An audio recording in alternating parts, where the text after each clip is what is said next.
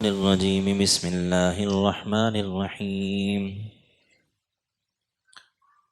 ومنهم أميون لا يعلمون الكتاب إلا أماني وإن هم إلا يظنون فويل للذين يكتبون الكتاب بأيديهم ثم يقولون هذا من عند الله ليشتروا به ثمنا قليلا فويل لهم مما كتبت أيديهم وويل لهم مما يكسبون وقالوا لن تمسنا النار إلا أياما معدودة قل أتخذتم عند الله عهدا فلن يخلف الله عهده أم تقولون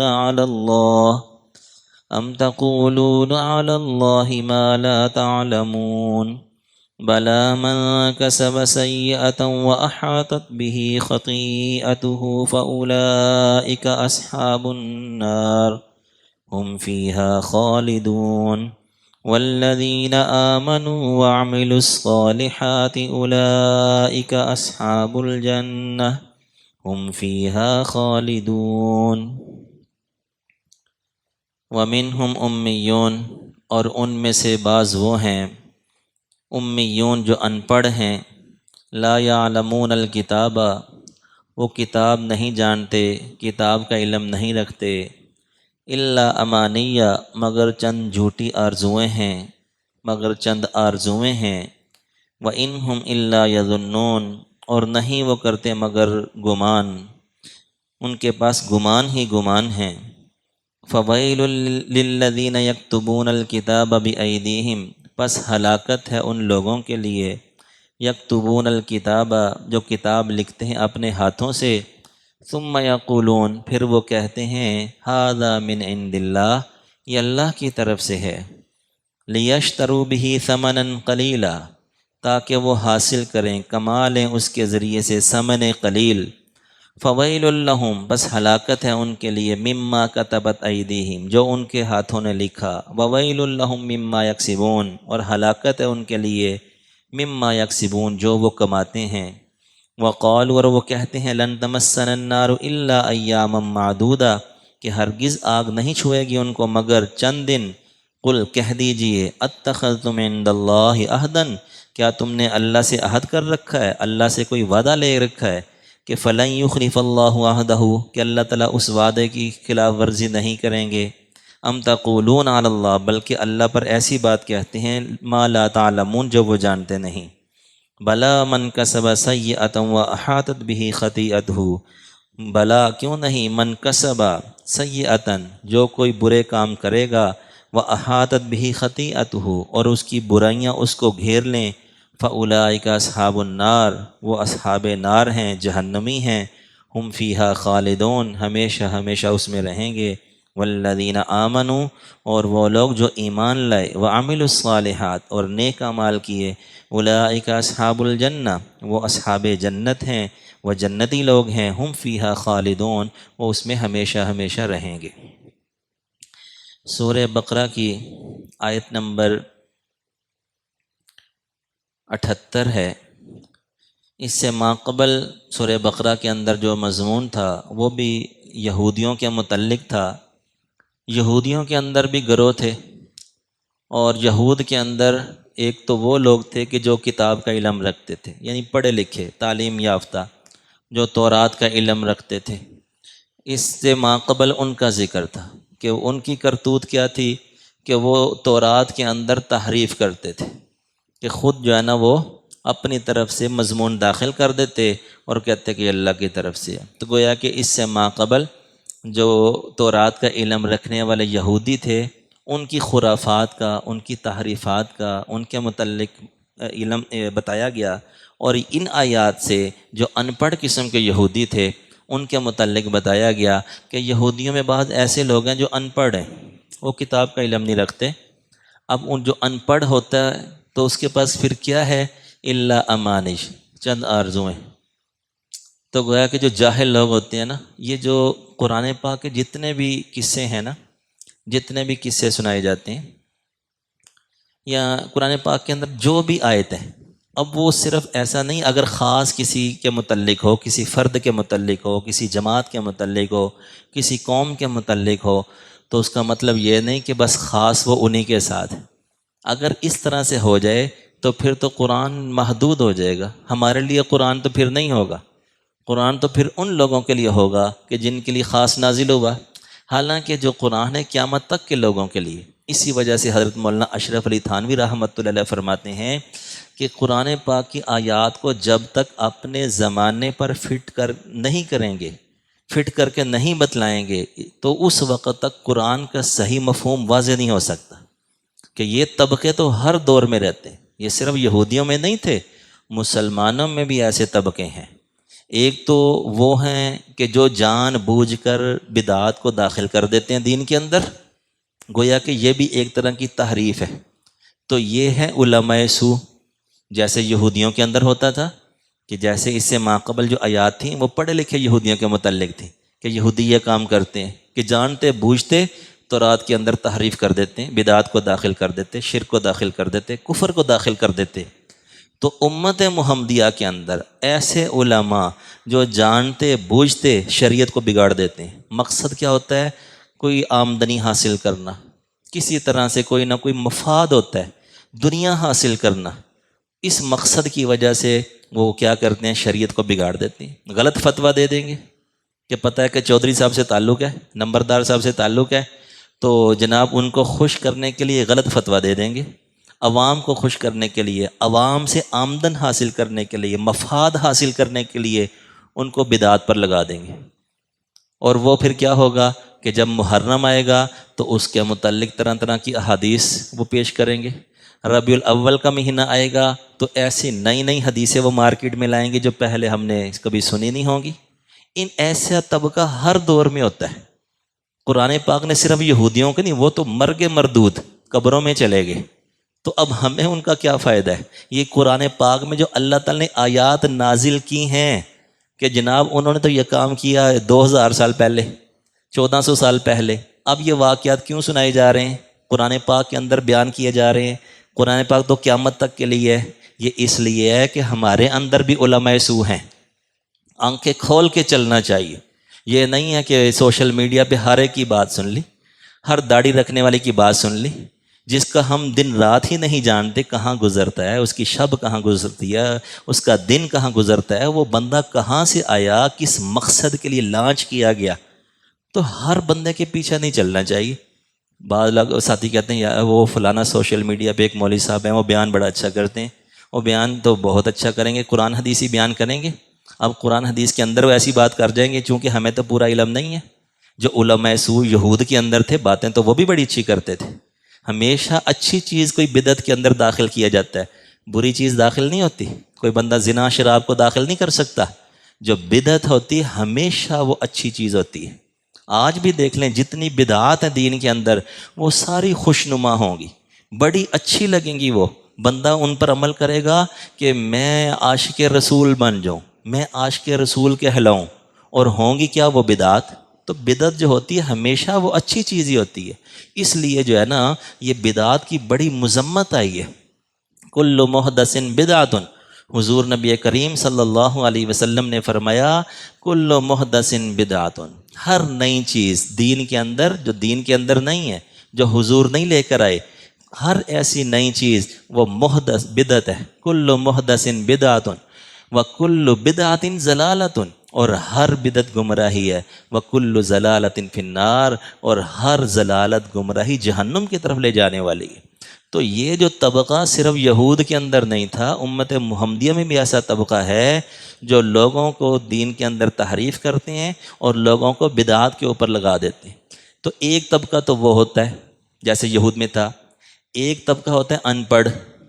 جو ان پڑھ طبقہ ہوتا ہے اس کے پاس قصے کہانیاں ہوتے ہیں طرح طرح کے، وہ انہوں نے باتیں بنائی ہوتی ہیں، بزرگوں کے متعلق ایسے فاسد عقیدے گھڑے ہوتے ہیں کہ فلاں کی جناب قبروں پہ جائیں گے تو فلاں بیٹا دیتا ہے اور فلاں مال دیتا ہے، فلاں یہ کرتا ہے۔ اب قبر پر جانا ہوتا ہے دعا کرنے کے لیے، بندہ قبروں پر جائے دعا کرے، وہ بزرگوں کے لیے دعا کرے، ان کے لیے دعا کرے، اور بندہ وہاں سے وہ یہ سوچ کر آئے کہ دیکھو یہ اللہ کے بزرگ ہیں، اور یہ کتنی محنتیں کر کے اور جن کامیابی حاصل کی، اللہ پاک نے دنیا میں بھی ان کا نام زندہ کر دیا۔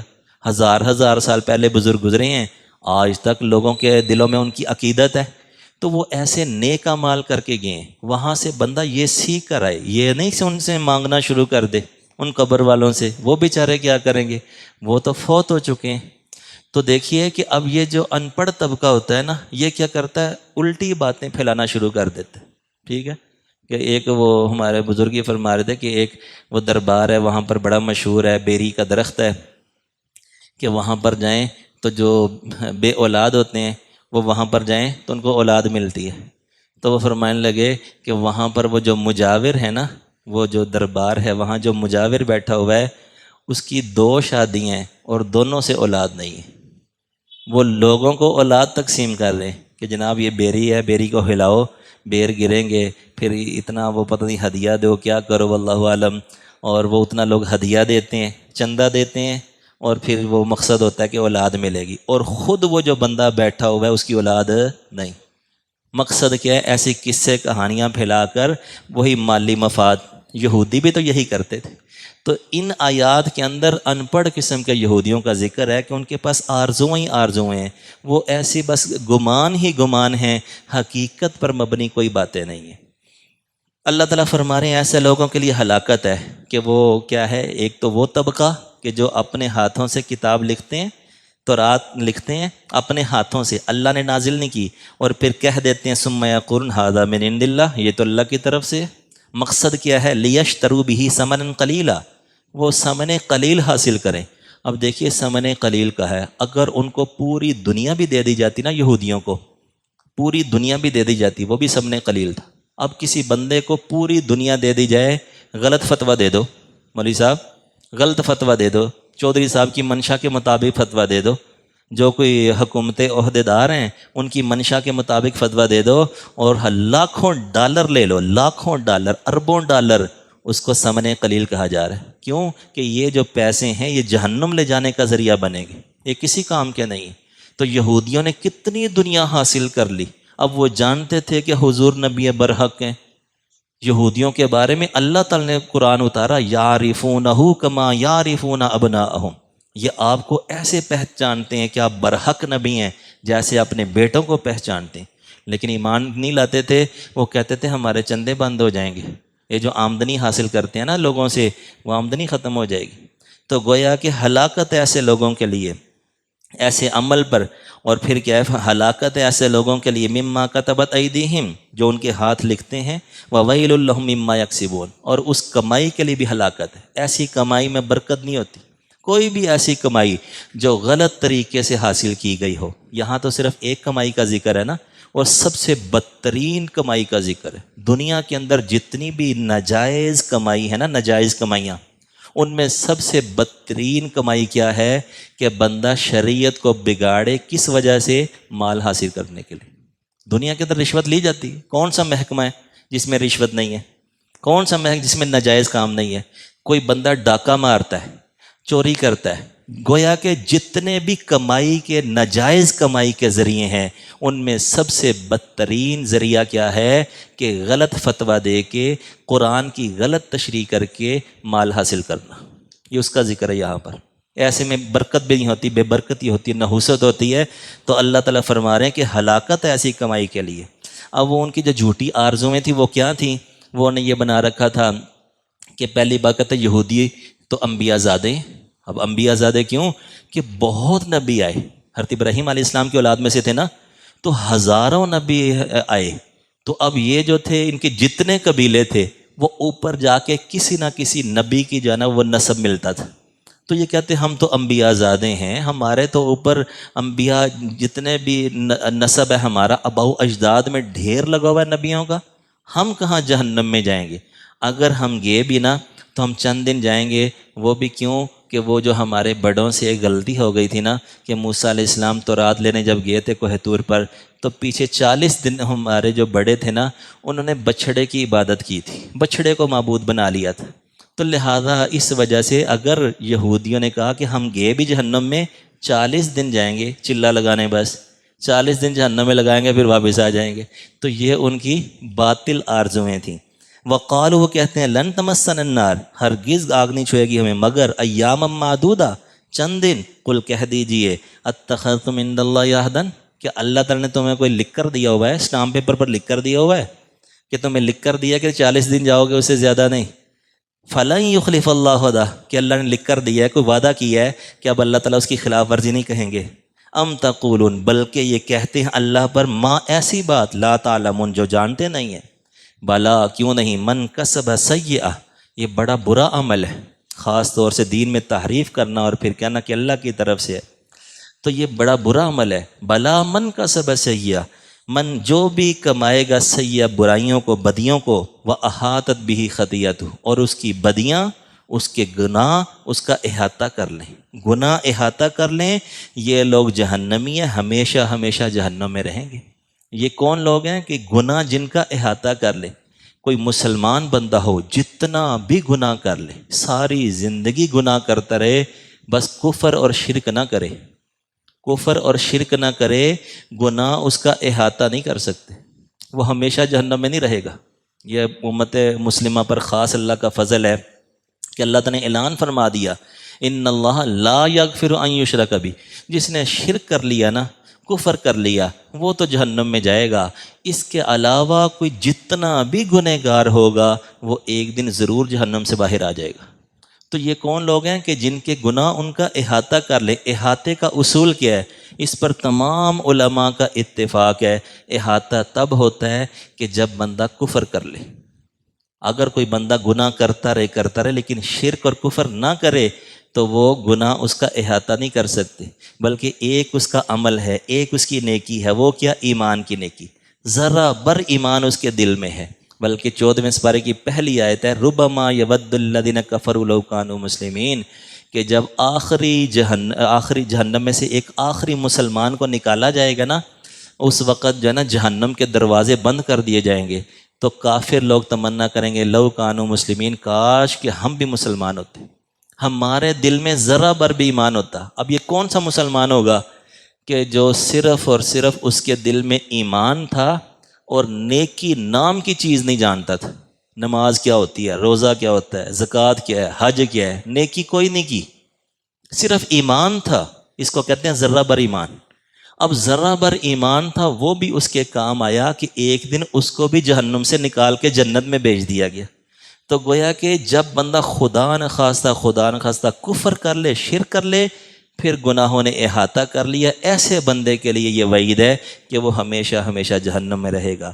اور قرآن کا انداز ہے، اسلوب ہے کہ جہاں کافروں کا ذکر ہوتا ہے پھر وہاں مسلمانوں کا بھی ذکر ہوتا ہے۔ تو وہ جو والذین آمنوا، جو لوگ ایمان لے کر آئے، وعملوا الصالحات، نیک اعمال کیے، اولئک اصحاب الجنہ، یہ اصحاب جنت ہیں، ہم فیہا خالدون، یہ ہمیشہ ہمیشہ اس میں رہیں گے۔